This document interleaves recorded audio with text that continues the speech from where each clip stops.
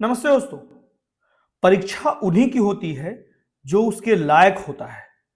हम लोग सभी जानते हैं कि यूपीएससी में जैसे पिछले साल की ही बात की जाए लगभग 13 लाख लोगों ने फॉर्म भरा था, लेकिन एग्जाम कितने ने दिया था? तो 5 से 6 लाख लोगों ने। इसलिए कहा जाता है कि जो मेन कंपटीशन होता है, जो सीरियस कैंडिडेट होते हैं, वो लगभग 1 लाख के आसपास होते हैं। और दुख भी उन्हीं को होता है जो सीरियस कैंडिडेट होते हैं, जिन्होंने एग्जाम की अच्छे से प्रिपरेशन ही नहीं की, कठिन परिश्रम ही नहीं किया, उसे कोई फर्क भी नहीं पड़ता है उसके परिणाम से। तो मेनली जो परीक्षा होता है वो उन्हीं के लिए जरूरी है जो उस परीक्षा का जी तोड़ मेहनत करके तैयारी किए हैं। इसलिए ही इस कोट में कहा जाता है कि परीक्षा उन्हीं का होता है जो उसके लायक होता है। ठीक है, इसलिए कठिन परिश्रम करते रहें, जरूर आपको सफलता मिलेगी। इसी के साथ आज का हम लोग डिस्कशन शुरू कर लेते हैं। आज का डेट है 11 अप्रैल 2024 और अभी हम डिस्कस करेंगे द हिंदू के कुछ इंपॉर्टेंट आर्टिकल्स हिंदी में। तो आज हम लोग 3 आर्टिकल डिस्कस करेंगे क्योंकि आज के द हिंदू में मेनली जो ज्यादा जो था वो पॉलिटिकल न्यूज था। हेल्थ पे लगातार जो है आर्टिकल्स आ रहे हैं, उसके बाद अनएम्प्लॉयमेंट पे लगातार आर्टिकल्स आ रहे हैं। इस पे हम लोग लगातार डेली डिस्कशन कर रहे हैं, इसलिए आज सोचा कि आज लिंक से हटकर कुछ डिस्कस कर लेते हैं। जो सबसे महत्वपूर्ण है, राज्य पुनर्गठन अधिनियम 1956 बहुत ज्यादा महत्वपूर्ण है। ये कब से शुरू हुआ? जैसे भारत की आजादी के बाद से 1956 से पहले लगभग 14 स्टेट्स बनाए गए और 6 यूटी बनाए गए। उसके बाद से 2014 तक जब लास्ट जो तेलंगाना को पूर्ण राज्य का दर्जा दिया गया, उसके बाद से अक्टूबर 2019 में जम्मू कश्मीर और लद्दाख दोनों को यूटी बना दिया गया। ठीक है, तो हर एक चीज को अच्छे से क्रमवार तरीके से पढ़ेंगे कि क्यों जो है राज्यों का पुनर्गठन किया गया और जो ब्रिटिश राज्य थे या फिर 550 से अधिक रियासतें थी उनको कैसे एकजुट किया गया सरदार वल्लभ भाई पटेल के द्वारा, और फिर से भाषाई अल्पसंख्यक और धार्मिक अल्पसंख्यक, इन सभी कारणों से राज्यों का पुनर्गठन किया। सभी चीजों को हम लोग विस्तार से पढ़ लेंगे क्योंकि ये बहुत महत्वपूर्ण है पीटी के लिए। इसलिए जो है आज ये टॉपिक को हम लोग अच्छे तरीके से डिस्कस करेंगे। और जो पहला आर्टिकल है गरुड़न कुथम, ये एक रिचुअल्स है केरला का। ठीक है, ये ध्यान रखिएगा केरला का है, तो इसको भी हम लोग विस्तार से पढ़ लेंगे। और तीसरा जो आर्टिकल है, चाइना को ध्यान में रखते हुए चाइना को काउंटर करने के लिए यूएस और जापान जो है लगातार अपने संबंधों को और बेहतर करते जा रहे हैं और नए नए सिक्योरिटी कोलेबोरेशंस कर रहे हैं, चाहे वो इंडो पैसिफिक रीजन हो, साउथ चाइना सी हो, और भी वैश्विक स्तर पे दोनों देश विभिन्न क्षेत्रों में जो है एकजुट होकर नए नए विकास करने के लिए एकजुट हो रहे हैं। तो सभी चीजों को हम लोग विस्तार से पढ़ लेंगे। तो आइए शुरू करते हैं आज का डिस्कशन। सबसे पहले जो है हम लोग एक आर्ट एंड कल्चर से संबंधित टॉपिक डिस्कस कर लेंगे जो कि गरुड़न थूकम है, जो कि केरला राज्य में मनाया जाता है। तो इसको हम लोग विस्तार से देख लेते हैं। तो गरुड़न थूकम जो कि केरल में एक अनुष्ठान होता है, यह दक्षिणी केरल में देवी काली मंदिर में किया जाने वाला एक औपचारिक कला का रूप है। ठीक है, जो अनुष्ठान की शुरुआत प्रतिभागियों द्वारा नृत्य से होती है। डांस करके ही इस अनुष्ठान की शुरुआत होती है, जो कुछ क्षेत्रों में गरुड़ मतलब कि भगवान विष्णु का ईगल वाहन की तरह तैयार किया जाता है। देख सकते हैं इस फिगर में कितना ज्यादा दर्दनाक होता है ये अनुष्ठान। ये जो एक व्यक्ति है इसको चील की सवारी की तरह जो है बनाया गया है। इसमें देख सकते हैं इसके शरीर में इस तरह से कील चुभोए गए हैं, पीठ में कांटों से छेद किया जाता है और चील की तरह सांप से लटकाया जाता है और जुलूस के रूप में मंदिर के चारों ओर ले जाया जाता है। ठीक है, तो हिंदू पौराणिक कथाओं के अनुसार गरुड़ को भगवान विष्णु ने देवी काली के पास उनकी खून की प्यास बुझाने के लिए भेजा था और इसी मान्यता के आधार पर यह अनुष्ठान किया जाता है गरुड़न थूकम। तो ये ध्यान रखिएगा। ठीक है, उसके बाद बढ़ते हैं अगला आर्टिकल की ओर। ये जो है आज बहुत ही महत्वपूर्ण आर्टिकल है, रीऑर्गेनाइजेशन ऑफ स्टेट्स, मतलब कि राज्यों का पुनर्गठन। तो इसको हम लोग विस्तार से पढ़ लेते हैं। जैसे ब्रिटिश औपनिवेशिक प्रशासन ने भाषाई और सांस्कृतिक मान्यता पर विचार किए बिना भारतीय उपमहाद्वीपों को प्रांतों और रियासतों में गठित किया गया, जिसके कारण स्वतंत्रता के बाद प्रशासनिक कठिनाइयां और तनाव पैदा हो गए। 1947 में भारत को ब्रिटिश औपनिवेशिक शासन से आजादी मिलने के बाद भाषाई और सांस्कृतिक विविधता के आधार पर राज्यों के पुनर्गठन का मुद्दा एक महत्वपूर्ण चिंता का विषय बन गया था, क्योंकि हम लोग जानते हैं कि संविधान सभा में क्या मांग हुआ। संविधान सभा में राज्यों के भाषाई पुनर्गठन की मांग उठाई गई। नेताओं ने सोचा कि विभाजन के तुरंत बाद ही भाषाई राज्यों के निर्माण से और तनाव पैदा हो सकता है और उन्हें निर्णय जो है स्थगित कर दिया। हालांकि संसद को नए राज्य बनाने या फिर पुराने राज्य या फिर ऐसे राज्यों के कुछ हिस्सों को विलय करने या फिर भविष्य में सीमाओं को बदलने की ऑलरेडी शक्ति थी।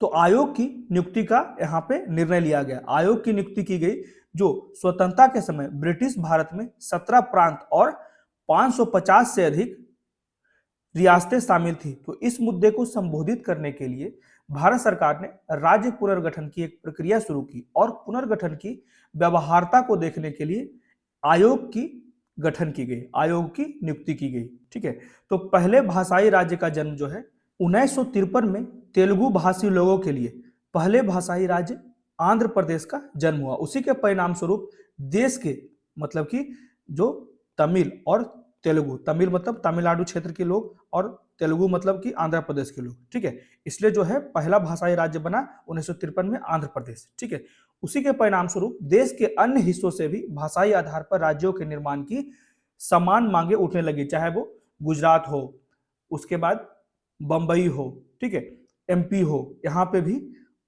भाषा के आधार पर राज्यों को विभाजित करने की मांग उठने लगी।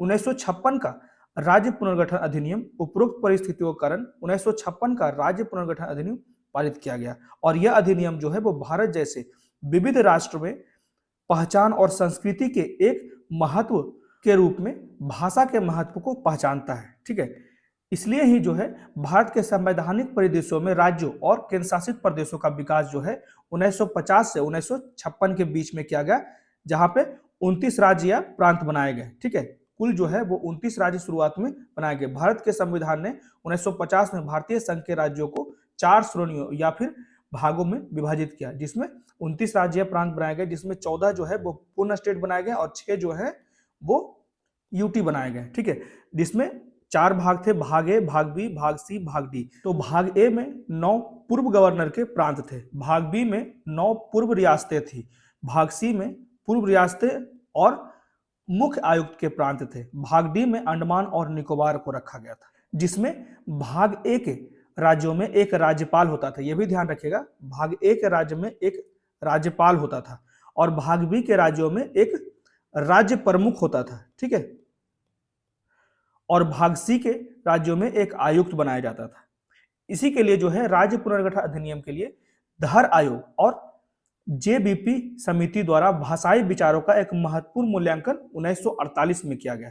यह ध्यान रखिएगा, महत्वपूर्ण मूल्यांकन जो किया गया धर आयोग और जेबीपी समिति, जो कि भाषाएं संबंधित निर्णय ले सके कि किन राज्यों को भाषा से संबंधित विभाजन किया जा सकता है, कितना उपयुक्त है, उसके लिए जो है यह समिति बनाई गई। ठीक है, इसी में कहा जाता है कि रियासतों का तदर्थ एकीकरण, रियासतों का शेष भारत के साथ एकीकरण पूर्णतः एक तदर्थ व्यवस्था था। इसके धर आयोग का क्या कहना है? भारत सरकार ने वस्तुनिष्ठ मानदंड की व्यवहार्यता और विकास की जांच करने के लिए जून 1948 में इसके धर की अध्यक्षता में भाषाई प्रांत आयोग की नियुक्ति की, जिसमें समिति ने भाषाई कारकों के बजाय प्रशासनिक सुविधा, यहाँ पे क्लियर कहा जाता है, यहाँ पे समिति ने क्लियर कहा कि भाषाई कारकों के बजाय प्रशासनिक सुविधा के आधार पर ही राज्यों के पुनर्गठन की सिफारिश की गई। मतलब कि भाषाई आधार को यहाँ पे अव्यावहारिक माना गया धर आयोग के द्वारा। तो जेबीपी समिति के द्वारा क्या कहा गया? तो जेबीपी समिति ने कहा कि धर समिति से निराशा के कारण फिर से 1948 में यहाँ पे रिपोर्ट दे दिया गया दिसंबर में, धर आयोग के द्वारा फिर से जो है इससे असहमति देखी गई देश में। उसके बाद फिर से जेबीपी समिति का गठन किया गया। ठीक है, जिसमें धर समिति से निराशा के कारण दिसंबर 1948 में ही एक भाषाई प्रांत समिति की नियुक्ति की गई। इसमें पूरे प्रश्न की नए सिरे से जांच करने के लिए इसी में जवाहरलाल नेहरू, ठीक है, सरदार वल्लभ भाई पटेल और पट्टाभी सीतारमन शामिल थे, जिसे जेबीपी समिति के नाम से भी जाना जाता है। ठीक है, इसलिए जो है इसको जेबीपी समिति के मतलब कि J for Jawaharlal Nehru, V for Sardar Vallabh Bhai Patel और पी फॉर मतलब पट्टाभी सीतारमैया, इसलिए इसे जेवीपी समिति कहा जाता है। तो जेवीपी समिति ने औपचारिक रूप से राज्यों के पुनर्गठन के आधार के रूप में भाषा को खारिज कर दिया। ठीक है, इसने भी जो है राज्यों का पुनर्गठन जो है भाषा के आधार पर नहीं करने की बात की गई, लेकिन कहा कि जनता की मांग के आलोक में इस मुद्दे पर नए सिरे से विचार करने की आवश्यकता है। उसी के बाद से जो है 1953 के राज्य पुनर्गठन आयोग ने भाषाई आधार को कैसे प्रभावित किया और राज्य पुनर्गठन अधिनियम ने भारत की विविधता और एकता को कैसे प्रभावित किया, हर एक चीज को हम लोग यहाँ पे देख लेते हैं।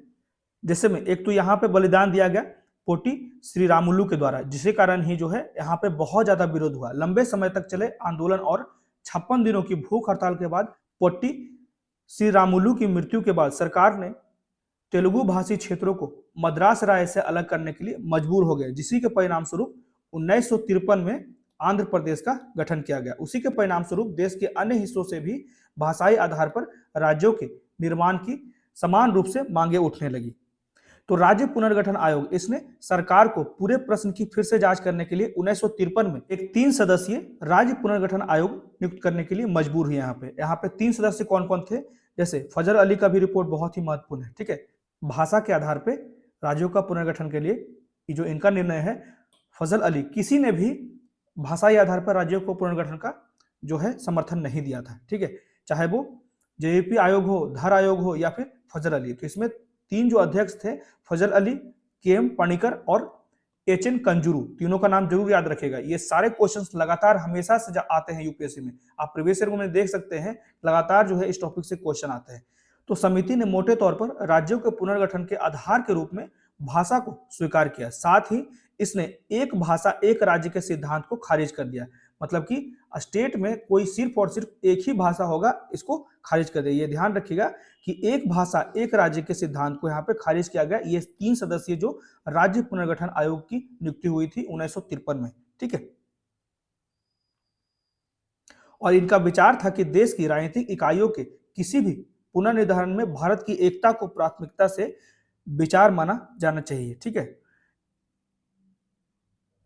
जिसमें इन्होंने कहा था देश की एकता और सुरक्षा को बनाए रखना बहुत जरूरी है और इसको मजबूती से यहाँ पे स्थापित रखना जरूरी है। इसने 4 प्रमुख कारकों की पहचान की, जैसे कि भाषाई, सांस्कृतिक एकरूपता, वित्तीय, आर्थिक और प्रशासनिक विचार को सबसे ज्यादा महत्व दिया गया और प्रत्येक राज्य के साथ साथ पूरे देश के लोगों के कल्याण की योजना बनाना और उसे बढ़ावा देने पर ज्यादा बल दिया गया। इसी के लिए जो है फजल अली आयोग ने मूल संविधान के तहत राज्यों के 4 स्तरीय वर्गीकरण को समाप्त करने और 16 राज्यों, यहाँ पे ध्यान रखिएगा, जो पहले ABCD बनाया गया था, 4 स्तरीय राज्यों का गठन किया गया था, उसको समाप्त करने का निर्णय लिया गया फजल अली आयोग के द्वारा। उसके स्थान पे जो है 16 स्टेट्स और 3 यूटी के निर्माण का सुझाव दिया गया। ठीक है, बहुत ध्यान से समझिएगा हर एक चीज को, क्योंकि मैं पूरा का पूरा क्रमिक रूप से इसको बताता जा रहा हूं। ठीक है, यहाँ पे देख सकते हैं, यहाँ पे मैंने मेंशन भी किया है। तो इसी के बाद आधुनिक भारत को आकार देना राज्य पुनर्गठन अधिनियम जो है 1956 का परिवर्तनकारी प्रभाव देखा गया। भारत सरकार ने फजल अली आयोग की सिफारिशों को कुछ मामूली संशोधन के साथ स्वीकार कर लिया। राज्यों और प्रांतों के पुनर्गठन के लिए राज्य पुनर्गठन अधिनियम 1956 और 7वां संविधान संशोधन अधिनियम 1956 पारित किया गया। ठीक है, और इस अधिनियम का जो प्राथमिक उद्देश्य था, भारत जैसे विविध राष्ट्र में पहचान और संस्कृति के एक महत्वपूर्ण रेखा के रूप में यहाँ पे चिन्हित किया गया। यहाँ पे जो 1956 का अधिनियम बनाया गया, तो इस अधिनियम में भाग क और ख जो शुरुआत में बनाए गए थे 4 पार्ट, उसके भाग क और ख जो थे राज्यों के बीच अंतर को समाप्त कर दिया गया और भाग सी राज्य को भी समाप्त कर दिया गया। उसमें कुछ को निकटवर्ती राज्यों में मिला दिया गया और कुछ अन्य को केंद्र शासित प्रदेश के रूप में नामित कर दिया गया। और यह प्रक्रिया जो है वर्षों तक जारी रही, जिससे इन विचारों को समायोजित करने के लिए आगे पुनर्गठन और नए राज्यों का गठन हुआ। उसी के बाद से जो है राज्य पुनर्गठन अधिनियम 1956 की विरासत और मुख्य विशेषताओं को यहाँ पे दिखाया गया है। जैसे नए राज्यों का गठन, जैसे 1956 में जब राज्य पुनर्गठन अधिनियम बनाया गया तो उसके क्या क्या विशेषताएं थे, जैसे नए राज्यों का गठन, इस अधिनियम के कारण नए राज्यों का निर्माण हुआ और जनसंख्या द्वारा बोली जाने वाली प्रमुख भाषा के आधार पर मौजूद राज्यों का पुनर्गठन हुआ। इसने 1 नवंबर 1956 को 14 राज्यों और 6 केंद्र शासित प्रदेशों का निर्माण किया, जिसमें राज्यों के पिछले वर्गीकरण भाग ABCD को, यहाँ पे ध्यान रखिएगा, जो पार्ट ABCD बनाया गया था उसको सातवां कॉन्स्टिट्यूशनल अमेंडमेंट, सातवां संवैधानिक संशोधन 1956 के द्वारा बदल दिया गया और बड़े आंध्र प्रदेश राज्य का निर्माण करने के लिए हैदराबाद के पूर्वी भाग बी राज्य को आंध्र प्रदेश राज्य में विलय कर दिया और मैसूर के पूर्वी भाग बी राज्य को मद्रास, तमिलनाडु और बॉम्बे राज्यों से स्थानांतरित अतिरिक्त क्षेत्रों के साथ कर्नाटका के महत्वपूर्ण राज्य में बदल दिया गया। इसके अलावा इसने मध्य भारत, ठीक है, ये ध्यान रखेगा, जैसे कि यहाँ पे हम लोग देख सकते हैं ये पुनर्गठन कैसे कैसे किया गया था, तो ये बात का मामला है, ठीक है। पहले चीजों को अच्छे समझ सकते हैं, जैसे सबसे पहले आंध्र प्रदेश में जो आसपास के क्षेत्रों को मिला दिया गया, उसके बाद हैदराबाद था उसको भी आसपास के क्षेत्रों में मिला दिया गया, उसके बाद कर्नाटका की बारी आई, उसके बाद मध्य प्रांत एमपी का कुछ क्षेत्र था, ठीक है, एमपी यूपी का कुछ क्षेत्र था, ठीक है। इसके अलावा इसने मध्य भारत राज्य, उसके बाद विंध्य प्रदेश राज्य और भोपाल राज्य को मध्य प्रदेश राज्य में मिला दिया और मौजूदा राज्यों का संरक्षण जो है, इन राज्यों की एक समान भाषी पहचान थी, उन्हें अक्सर बरकरार रखा गया था, लेकिन कभी कभी उन्हें भाषाई विचारकों के साथ संरेखित करने के लिए सीमाओं के संदर्भ में समायोजित किया गया था। उदाहरण के लिए यहाँ पे केरला का भी एग्जाम्पल दिया जा रहा है, जैसे केरला को पूर्वी भाग बी राज्य त्रावणकोर कोचीन से अलग कर दिया गया था और मद्रास राज्य से नए क्षेत्र प्राप्त किए गए थे। उसके बाद द्विभाषी राज्य, बहुत सी जगह जो थे ड्यूअल लैंग्वेज बोले जाते थे, तो कुछ मामलों में यह मानते हुए कि एक क्षेत्र में कई भाषाएं बोली जा सकती है और राज्यों को द्विभाषी घोषित किया गया, जैसे कि सौराष्ट्र, ठीक है। उसके बाद बॉम्बे, कच्छ मतलब गुजरात, ठीक है, इसी में विलय कर दिया गया। इसने सौराष्ट्र राज्य और कच्छ को बॉम्बे में विलय कर दिया और बॉम्बे का एक द्विभाषी राज्य बना दिया गया बॉम्बे को, ठीक है। तो भाषाई और सांस्कृतिक पहचान को बढ़ावा दिया गया और यह पुनर्गठन भारत की स्वतंत्रता के बाद इतिहास में एक महत्वपूर्ण कदम था, क्योंकि इसने शासन और प्रशासन में भाषाई और सांस्कृतिक पहचान के महत्व को पहचाना। उदाहरण के लिए इसने अपनी सांस्कृतिक विशेषता को संरक्षित करने के लिए मद्रास से अलग किए गए क्षेत्र से, जैसे लैकाडीब, मिनिकाय और अमीन द्वीपी द्वीपों का नया केंद्र शासित प्रदेश बनाया गया। उसी के बाद से जो है अनुच्छेद 350A आया, ठीक है। इसे 1956 के 7वें संवैधानिक संशोधन अधिनियम द्वारा पेश किया गया था और प्रत्येक राज्य और राज्य के भीतर प्रत्येक स्थानीय प्राधिकारी का यह प्रयास हुआ कि भाषाई अल्पसंख्यक समूहों से संबंधित बच्चों को शिक्षा के प्राथमिक स्तर पर मातृभाषा, जो भी बच्चा जो भी मातृभाषा बोलता है उसी मातृभाषा में उनका प्राथमिक शिक्षा प्रदान किया जाए। इसी के लिए पर्याप्त सुविधाएं प्रदान करने की बात की गई थी अनुच्छेद 350A में। उसी में राष्ट्रपति किसी भी राज्य को ऐसे निर्देश जारी कर सकता है जिसे वह ऐसी सुविधाओं के प्रावधान को सुनिश्चित करने के लिए आवश्यक या उचित समझे, मतलब कि भाषाई रूप से भेदभाव न उत्पन्न हो, इसी के लिए जो है इस तरह का निर्णय लिया गया था, क्योंकि बहुत से राज्यों में द्विभाषी लोग रहते थे, ठीक है। अब शुरुआत होता है, यहां से देख सकते हैं 1956 के बाद राज्य पुनर्गठन अधिनियम और भारत के नए राज्यों का विकास शुरू हो गया, जिसमें 15वां राज्य, क्योंकि 14 राज्य तो पहले ही बन गया था, 14 राज्य और 6 यूटी, उसके बाद से 15वां स्टेट्स के रूप में जो है गुजरात सबसे पहला जो बना, 15वां के रूप में गुजरात बना, जो कि 1956 में, ठीक है। इसमें ये फिगर बहुत ही महत्वपूर्ण है, इसको आप लोग डाउनलोड भी कर सकते हैं या फिर स्क्रीनशॉट भी ले सकते हैं। देख सकते हैं यहाँ पे हर एक जगह जो है डेट के साथ दे दिया गया है। यहाँ पे 1960 गलत नहीं है, ठीक है। 15वां राज्य का गठन का बात किया गया था 1956 में, लेकिन गठित हुआ था 1960 में, ये ध्यान रखिएगा। 1960 में बंबई के द्विभाषी राज्य को 2 अलग अलग राज्यों में विभाजित कर दिया गया। इसको हम लोग चार्ट में यहाँ पे बहुत ध्यान से देख सकते हैं, ठीक है। तो 15वां राज्य के रूप में गुजरात आया, 1956 में इसे कानूनी रूप से मान्यता दी गई, लेकिन ये लागू हुआ 1960 में। 1960 में बंबई के द्विभाषी राज्यों को 2 अलग अलग राज्यों में विभाजित किया गया, जिसमें महाराष्ट्र जो था मराठी भाषी लोग और गुजरात जो था गुजराती भाषी लोग, इसने गुजरात के रूप में 15वां राज्य बनाया गया। उसके बाद 16वां राज्य के रूप में नागालैंड, जो 1963 में बनाया गया, ठीक है। साथ ही साथ हम लोग फिगर भी देखते जाएंगे। नागालैंड देख सकते हैं जो 1963 में बनाया गया, ठीक है। असम राज्य से नागा हिल्स और तुएनसांग क्षेत्र को निकालकर नागालैंड राज्य का गठन किया गया, जो कि 16वां राज्य बना। उसके बाद 17वां राज्य के रूप में हरियाणा, जो कि 1966 में बनाया गया शाह आयोग की सिफारिश पर। कुछ सिफारिशें भी ध्यान रखिएगा। शाह आयोग जो था 1966 की सिफारिश पर ही 1966 में पंजाब राज्य को विभाजित करके हरियाणा और केंद्र शासित प्रदेश 1966 में बनने वाला 17वां राज्य था। उसके बाद 18वां राज्य जो था हिमाचल प्रदेश था 1871 में, केंद्र शासित प्रदेश हिमाचल प्रदेश। उससे पहले जो था कि हिमाचल प्रदेश यूटी था। उसी को जो है 18वां राज्य के रूप में बनाया गया 1971 में। उसके बाद 19वां, 20वां, 21वां तीनों एक साथ बनाया गया 1972 में, जो कि मणिपुर, त्रिपुरा और मेघालय के रूप में देखा जाता है। तो 1972 में दो केंद्र शासित प्रदेश मणिपुर और त्रिपुरा जो थे यूटी थे, ठीक है, और असम के अंतर्गत आने वाले उपराज्य यानी कि मेघालय को राज्य का दर्जा मिला, ठीक है, तो ये ध्यान रखिएगा। और दो केंद्र शासित प्रदेश मिजोरम और अरुणाचल अस्तित्व में है। यहाँ पे दो केंद्र शासित प्रदेश भी बनाए गए, ठीक है, मिजोरम और अरुणाचल प्रदेश। 1972 में यूटी भी बने थे और मणिपुर, त्रिपुरा और मेघालय को पूर्ण राज्य का दर्जा दिया गया।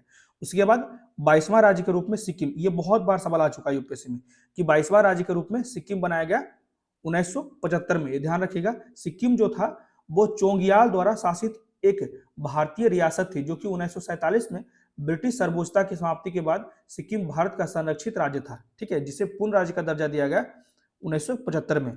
उसके बाद 23वां, 24वां और 25वां राज्य के रूप में मिजोरम, जो कि पहले यूटी बना था 1972 में, ठीक है, उसी को पूर्ण राज्य बना दिया गया। मिजोरम, अरुणाचल प्रदेश और गोवा 1987 में, ठीक है। 1987 में तीन नए राज्य मिजोरम, जो कि मिजोरम शांति समझौता 1985 के बाद से मिजोरम का निर्माण हुआ। अरुणाचल और गोवा जो है 23वां और 24वां राज्य और 25वां राज्य के रूप में यहाँ पे गठित किया गया, ठीक है। तो ये ध्यान रखिएगा, 23वां, 24वां, 25वां। 23वां जो है मिजोरम, 24वां जो है अरुणाचल और 25वां जो है गोवा के रूप में आया, ठीक है। उसके बाद 26, 27, 28वां राज्य कब बना? तो 2000 में, ये तो सभी को पता होगा, ठीक है, नवंबर में बनाया गया था।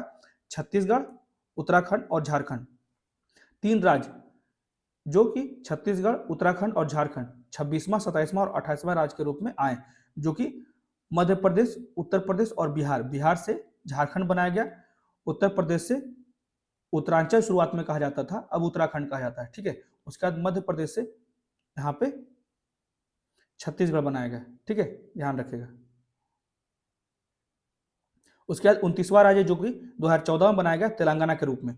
2014 में एक नया राज्य तेलंगाना जो है भारतीय संघ के 29वें राज्य के रूप में अस्तित्व में आया।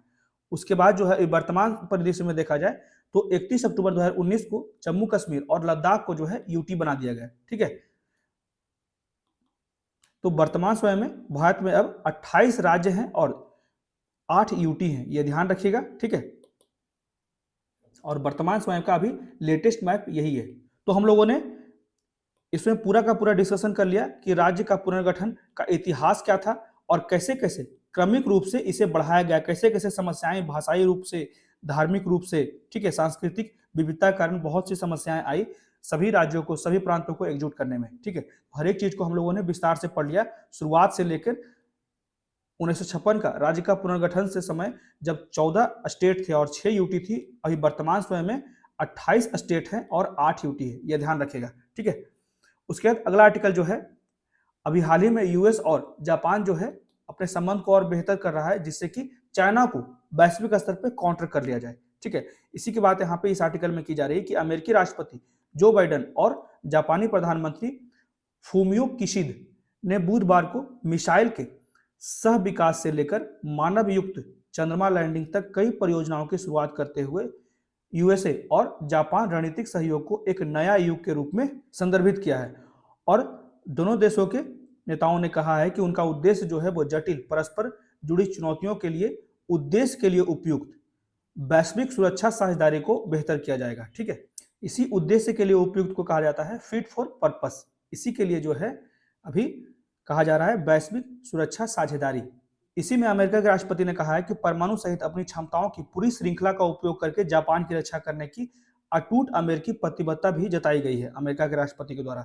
इसी में आगे कहा जाता है रक्षा संरचना और क्षमताओं को बढ़ाने के लिए जापान के कदमों ने अमेरिका व जापान सुरक्षा सहयोग का एक नया युग निर्धारित किया है, ठीक है, नया युग शुरू किया है।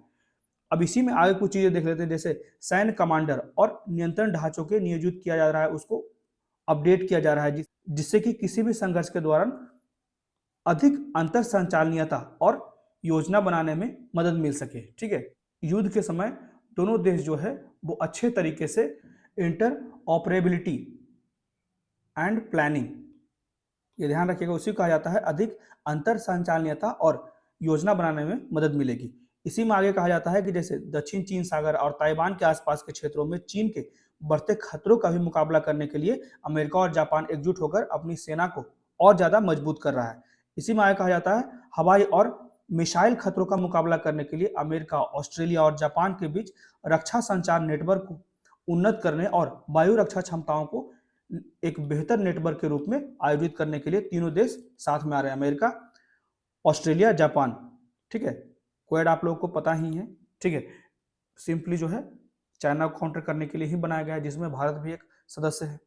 तो इसी में कहा जाता है कि रक्षा योजनाओं के तहत दोनों पक्ष जो है वो रक्षा औद्योगिक सहयोग, यहाँ पे रक्षा औद्योगिक सहयोग पर एक मंच स्थापित करेगा, जो मिसाइल के सह विकास और सह उत्पादन, यहाँ पे उत्पादन पर भी जोर दिया जाएगा और अमेरिकी उत्पोतों और विमानों के रखरखाव के क्षेत्रों के रूप में भी यहाँ पे पहचान किया जाएगा। ठीक है, इसी में कहा जाता है एआई का भी बढ़ावा दिया जाएगा। एआई हो गया और उन्नत सिमुलेटर और जेट प्रशिक्षकों के सह विकास और सह उत्पादन सहित लड़ाकू पायलट प्रशिक्षण के लिए भी एक कार्य समूह के रूप में भी स्थापित किया जाएगा अमेरिका और जापान के बीच में।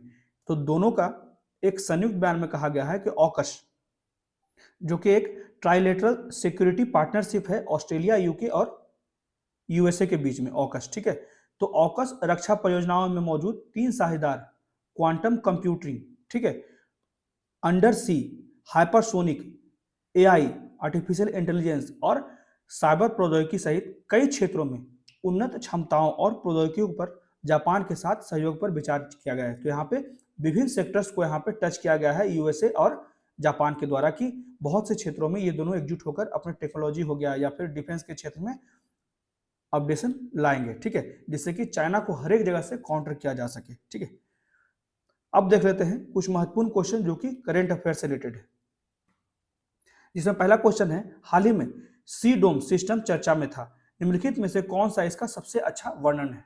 तो इसका सबसे अच्छा वर्णन जो है सी डोम जो है वो यह इजराइल की प्रसिद्ध आयरन डोम मिसाइल रक्षा प्रणाली का नौसेना का, ठीक है, नेवी का संस्करण है, यह ध्यान रखेगा। It is the naval variant of Israel's famous iron dome missile defence system.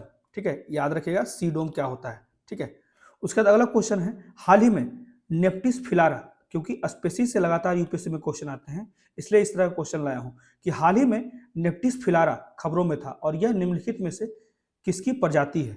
एक मेढक की, तितली की, सांप की या बिच्छू की? तो ये जो है तितली की प्रजाति है। ठीक है, इसका फिगर देख सकते हैं, इसी को कहा जाता है नेप्टिस फिलारा।